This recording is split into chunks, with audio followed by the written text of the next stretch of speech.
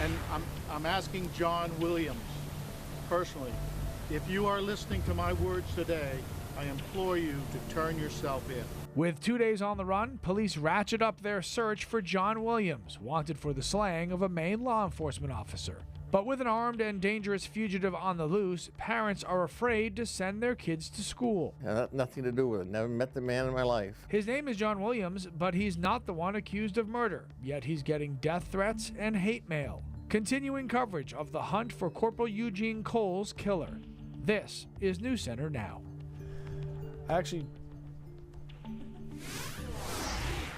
He's accused of murdering a sheriff's deputy, and he's managed to elude police now for more than 24 hours. Good evening, everybody. I'm Lee Goldberg. The manhunt for John Williams has intensified. The search area has widened. Almost 200 officers are scouring Somerset County, and they are looking for this man. He's about 5.5 feet tall, brown hair, blue eyes. We have 2 pictures of him, but police believe that he probably looks more like the picture on the right now. He is still considered armed and extremely dangerous. If you see someone matching this description, do not try to be a hero. Call police immediately. Do not approach. And this just in, a $20,000 reward is being offered for anybody who can lead to the arrest of John Williams. So again, $20,000 reward was just announced if you could help the police out. Now, the manhunt is centered around several communities in Somerset County, which is where the News Center Now team is tonight. Over the next half hour, actually next hour and a half, our team coverage will have a look back at the lifetime of service by Corporal Eugene Cole.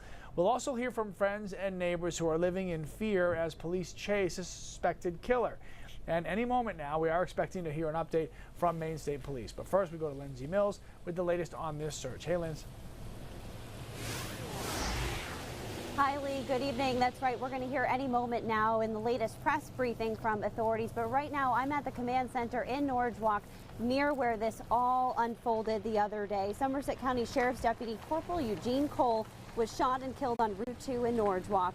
Police say the suspect then stole the corporal's cruiser and stopped to steal something from the local Cumberland Farms, then ditched the car on Martin Stream Road, where police believe he fled on foot. So search teams are regrouping here in Norridgewock, but Williams' last known address is in Madison, where yesterday tactical teams surrounded a home. There was also a police presence in nearby Skowhegan, and today we learned officers stopped by a residence in Orono, where the suspect lived for a time with a friend. And as far as we know, the last time police had confirmed location for the fugitive, it was on Martin Stream Road. And that is where we find Chris Costa tonight. Chris, a lot of the search was concentrated in that area today. Yeah, Lindsey, it's not exactly clear right now what piece of information brought police to this area, but we still have seen Maine game wardens, other law enforcement officers going in and out of this area periodically today, but the presence now much smaller than it was earlier today. Neighbors, however, say that yesterday there was also a large police presence in this area involving a helicopter and multiple aircraft circling the area yesterday. Today, Maine State Police and New Hampshire State Police vehicles lined this road. Dozens of officers were in this area searching an area far down this road, farther than you can see. And around 1 p.m., we saw perhaps the largest amount of police officers we've seen in one location. We saw officers, roughly 20 in a specific contingent dressed in camouflage and face paint. They came out of the woods in Maine Warden Service pickup trucks. Those officers left. The Maine State Police cruisers continued to pull out of that area. The people who live near where the teams were searching say they're not concerned, but they hope that they catch John Williams. The press conference with State Police is happening right now. We're going to send you to it live. Investigation. Throughout the day, we have received truckloads of food and beverages, as well as logistical and emotional support. This has allowed us to continuously work towards the apprehension of the man that killed Corporal Eugene Cole. At this time of this briefing, John Williams is still at large and still considered armed and dangerous. I repeat what I said this morning and reaffirm my comment. If John Williams is hearing this, I want you to turn yourself in. Please surrender peacefully.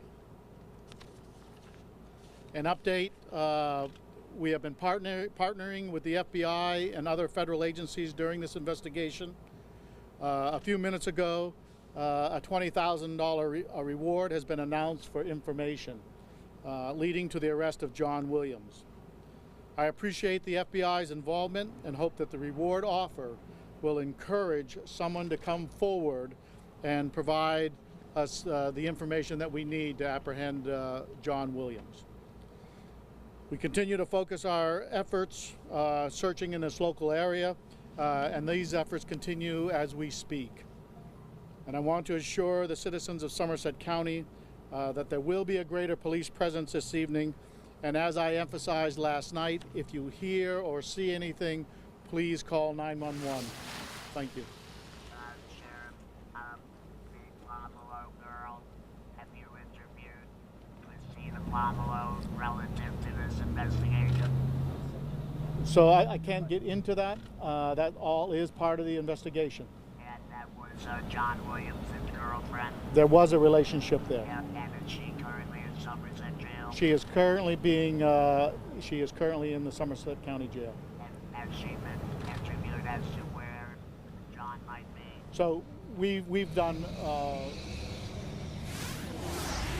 So there you're just hearing the latest update from law enforcement, again reiterating that new $20,000 reward for any information that leads to the whereabouts of John Williams.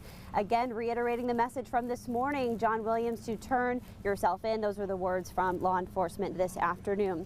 So with that suspected murderer still at large, some parents in these areas where the search is underway decided to keep their kids home from school, but administrators assure us they are taking precautions to keep their students safe. Several are under a lockout, meaning class goes on as scheduled, but no one can go into the building during the school day.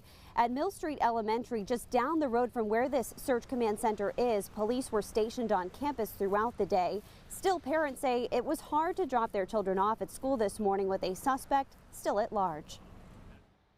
It's such a reality, and it's tragic. It really is. And to drive through all of that, it's unbelievable. It's scary. It's scary to know that in this area it's not safe, knowing that there's people around like that. Knowing that they're safe and there's plenty of police here to protect him was a good feeling. And when school let out this afternoon, there was one sheriff's vehicle from the Somerset County Sheriff's Office, but we were told throughout the day there were several unmarked vehicles there as well. Well, with so many officers gathering in one area, working long shifts, friends and neighbors are doing what they can to support search efforts. The Somerset County Sheriff's Office shared this picture on Facebook, thanking everyone who dropped off food, pizza, coffee, and baked goods. They actually just thanked everyone again in their latest news briefing. All right, still to come on News Center Now. Then the phone started ringing and it didn't stop all day long. The Facebook sleuths targeted John Williams of Madison, but they got the wrong guy. How this case of mistaken identity hit home for the other John Williams.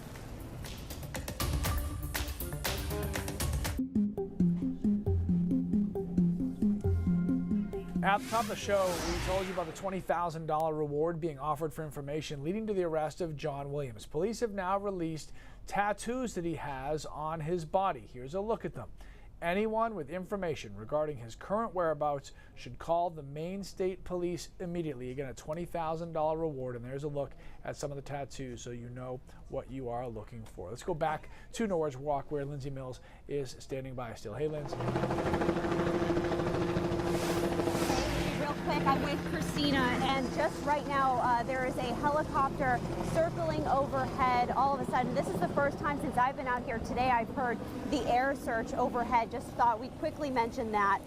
Regardless, hundreds of people across the country have found John Williams' Facebook page. Some are begging him to turn himself in. But Christina, it appears that people are directing their aggression towards the wrong John Williams. Yes, in a lot of cases, yes. So Lindsay, social media can be a powerful tool. It can connect us with family and friends and tell us what's going on around the world. But it can also be used as a weapon. For a scary and a personal example, just ask a man named John Williams. I am John Williams. Not the one police police are looking for. Nothing to do with it. Never met the man in my life. Pure shock when John Williams turned on his TV Wednesday morning. I didn't see it until I looked at the bottom and I said, John Williams, and I said, oh my God. And while he has nothing to do with the murder of Corporal Eugene Cole, Then the phone started ringing and it didn't stop. he's facing some of the aftermath. People wanting to put a couple bullets in my head, and, you know, I was a cop murderer. You killed a cop, you're the problem with society. I see this as premeditated by what he has wrote, you will die in prison. Comments by the hundreds,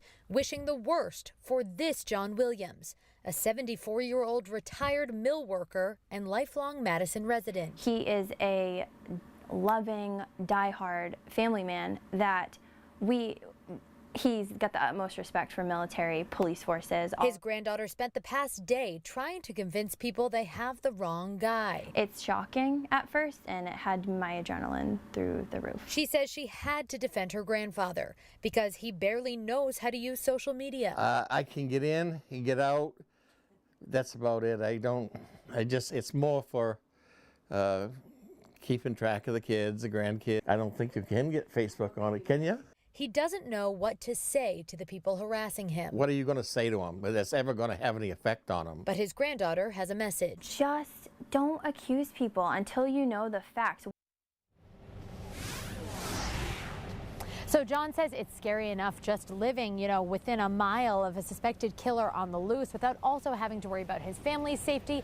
He urges people to please let law enforcement do its job and stop being keyboard warriors, essentially. All right, Christina, thanks so much for that story. So all of the latest information on this manhunt can be found on demand in one place at our website or our mobile app, and we can push urgent updates to your phone right when you need to know them. So make sure you download our News Center Maine mobile app, because you will get those updates as soon as we get them right to your smart device or mobile phone.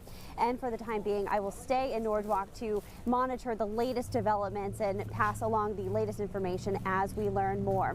Live in Norwalk, Lindsey Mills for News Center Now. Lee, back to you. All right, Lindsay, thank you very much. Great job, you, Christina, and Christopher. So your social media fingerprint right there in black and white. It's far more than I expected to see. They're gathering a lot of data on people.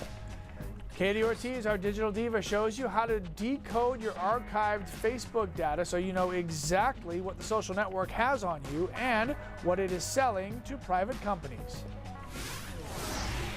Also ahead, rainy morning, but the sun is peeking out. Will we need the umbrella or sunscreen? Keith will have the answer coming up.